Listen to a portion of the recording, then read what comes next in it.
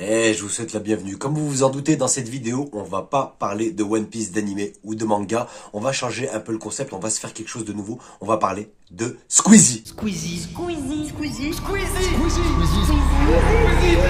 Alors, vous devez certainement être au courant, mais il y a un nouveau reportage qui est sorti sur Squeezie, fait par l'équipe de Squeezie, qui s'appelle Merci Internet, qui est disponible chez Amazon. Amazon, donnez-moi du fric, bordel! On va parler des moments qui nous ont touchés, qui nous ont marqués, outre la maigreur de ses bras. Bordel, Squeezie, lève une caisse, porte un sac de course, merde! Ne vous inquiétez pas, je suis pas là pour dire du mal de Squeezie, bien au contraire, c'est un youtubeur que j'apprécie, un des seuls gros youtubeurs que j'apprécie. Donc on est là, tranquillement, pour discuter de l'épisode 1, de parler, encore une fois, des moments qui nous ont touchés, qui nous ont marqués, et on va le faire tout de suite. On va directement parler des choses les plus intéressantes de cet épisode 1, pour moi et pour vous aussi, je pense, c'est la découverte du père et de la mère de Squeezie. On les voit longuement, ils discutent longuement. Donc le père, il est génial, on va revenir longuement sur le padré, il est imbattable. Et de la mère qui est vue un peu, elle, comme l'opposante, la sorcière, Cruella, la méchante de La Belle au Bois dormant. Elle me fait penser à elle d'ailleurs. Alors tout de suite, parlons du père qui est absolument délicieux, un personnage vraiment avec une bonhomie, une joie, une gentillesse. On sent que c'est un gentil dans l'âme, toujours le sourire et tout. Et ce gars, il fait limite de la peine. Et on peut dire qu'il a joué un rôle primordial dans la réussite de Squeezie, parce que son père, c'est lui qui l'a poussé, qui l'a encouragé. Tu t'installes là, j'ai mis un switch, donc tu as juste à brancher l'ordinateur, et puis après tu as tous les écrans, les claviers, tout ça, c'est branché dessus. En lui offrant du matériel, sa caméra HD qui nous remontre, et en cherchant pour Squeezie du matériel pour pouvoir évoluer, faire des vidéos de meilleure qualité, parce que son père, c'est carrément un précurseur. Il le dit lui-même que s'il aurait eu les outils à l'époque, il aurait fait comme Squeezie. Il dit pas qu'il aurait eu sa réussite. Quand j'avais l'âge de Lucas, j'aurais eu tous ces machins numériques, de quoi faire des vidéos, monter, publier sur Internet. Waouh, j'aurais fait mon Lucas, ouais. T'as un peu l'impression que son père, s'il aurait vécu à notre époque, c'est lui qui aurait percé à la place de Squeezie. Donc c'est un peu un destin croisé, et je trouve que c'est une belle histoire. En plus, quand il parle, on sent plein de sincérité chez le père de Squeezie. Que dire du cadeau de Noël exceptionnel, la PS1 que je crois qui venait de sortir à l'époque.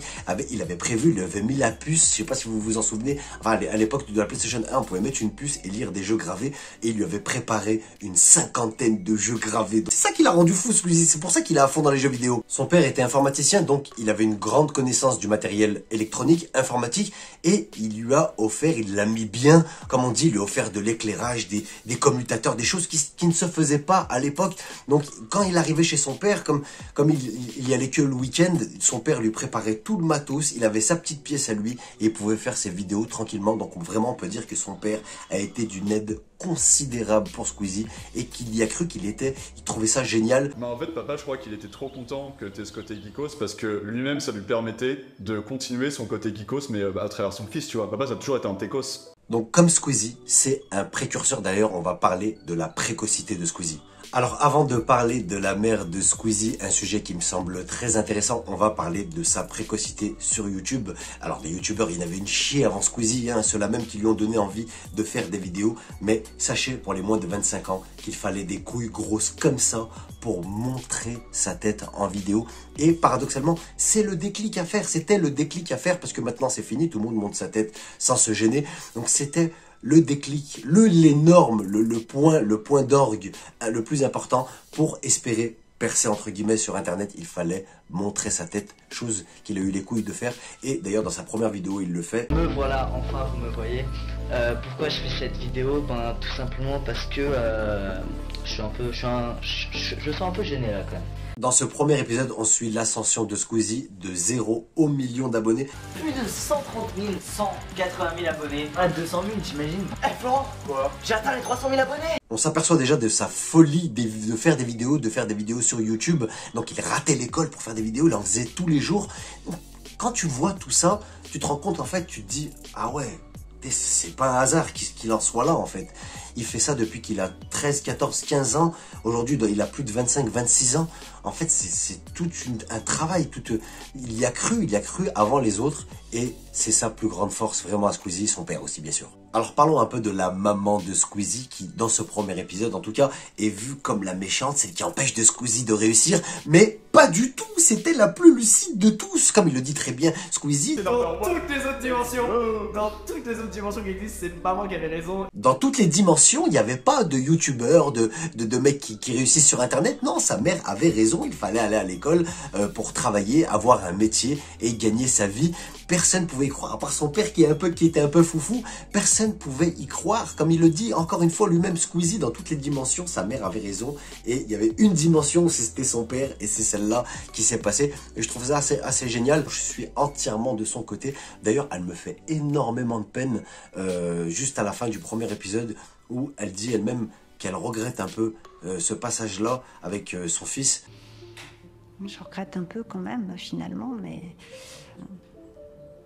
Oui.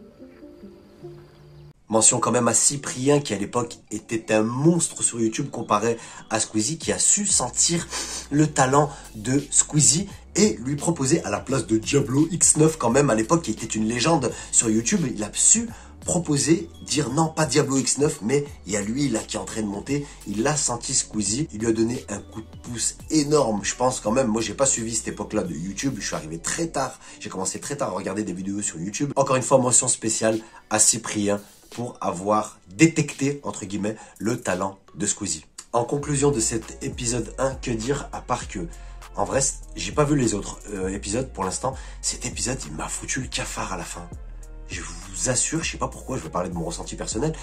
J'étais pas bien, je sais pas, il m'a mis voir l'ascension de quelqu'un comme ça, à fond, en mode rapide, et me voir, moi, en fait, je me dis, mais mec, tu fais des vidéos que Squeezie faisait il y a 15 ans. Et je suis sûr qu'il y a 15 ans, il faisait même des meilleures vidéos que moi, il y a des meilleurs montages, tellement que je suis au plus bas de l'échelle du montage.